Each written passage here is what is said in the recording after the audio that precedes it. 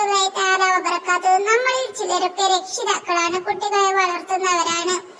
അപ്പോൾ കുട്ടികൾക്ക് നല്ല ശീലം നമ്മൾ പഠിപ്പിക്കണം. കുട്ടികളിൽ ആഡംബര ജീവിതം തടയുക. കാരണം കുട്ടികളിൽ ആഡംബര ജീവിതം തടയാൻ വേണ്ടി ഞാൻ നിങ്ങൾക്കൊരു 4 പോയിന്റ് പറഞ്ഞു തരാം. സുഖ ജീവിതം മാത്രം അവനെ ശീലിപ്പിക്കുകയോ ആഡംബരത്തോട് പ്രിയമുണ്ടാക്കുകയോ ചെയ്യരുത്. കാരണം അതവനെ ജീവിതകാലം മുഴുവൻ ആഡംബര ജീവിതത്തിന് വേണ്ടിയുള്ള പരിശ്രമത്തിലാക്കുകയും തൽഫലമായി ശാശ്വത നാശത്തിലേക്ക് എത്തിക്കുകയും ചെയ്യും. അതുകൊണ്ട് തുടക്കത്തിലെ കുട്ടികളെ സദാ നിരീക്ഷിച്ചു കൊണ്ടിരിക്കണം. ആധുനിക സമൂഹത്തെ പിടികൂടിയ ഏറ്റവും വലിയൊരു രോഗമാണ് ആഡംബര ജീവിതത്തോടുള്ള ആർത്തി. ഈ രംഗത്ത് ഒരു മത്സരം തന്നെയാണ് ഇന്ന് നടക്കുന്നത്. ഇതിനു വേണ്ടി ഏത് മാർഗവും സ്വീകരിക്കാൻ സമൂഹം തയ്യാറാകുന്നു. ഒടുവിൽ കടത്തിലകപ്പെട്ട് ആത്മഹത്യത്തിലേക്ക് പ്രേരിപ്പിക്കുന്നു. ഒരുപാട് വാർത്തകൾ ആത്മഹത്യം ചെയ്തത് നമ്മൾ കേൾക്കുന്നുണ്ട്. ആഡംബര ജീവിതത്തോടുള്ള താല്പര്യം ചെറുപ്പത്തിലെ നിരുത്സാഹപ്പെടുത്തിയില്ലെങ്കിൽ പിന്നീട് ഖേദിക്കേണ്ടി വരും.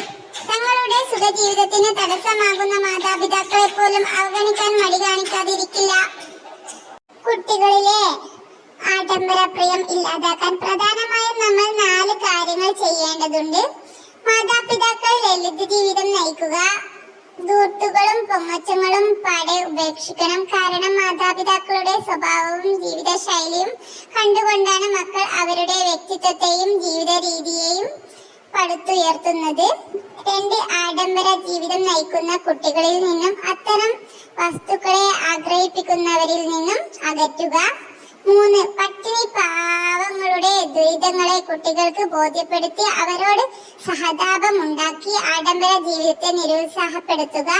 4 യഥാർത്ഥ ജീവിതം ഐഹിക ലോകത്തല്ല പരലോകത്താണെന്നും അതിനു വേണ്ടിയുള്ള തയ്യാറെടുപ്പുകൾക്കാണ് ഇവിടെ മുൻഗണന നൽകേണ്ടതെന്നും കുട്ടികൾക്ക് ബോധ്യപ്പെടുത്തുക. ഇവയെല്ലാം നമ്മൾ കുട്ടികളിൽ പ്രത്യേകം ശ്രദ്ധിക്കണം. കുട്ടികളെ ആഡംബര ജീവിതം നമ്മൾ ശീലിപ്പിച്ചാൽ നമ്മൾ ഒരുപാട് ബുദ്ധിമുട്ടും ഭാവിയിൽ നമ്മൾ തന്നെ ചീത്തപ്പേര് കേൾക്കേണ്ടി വരും.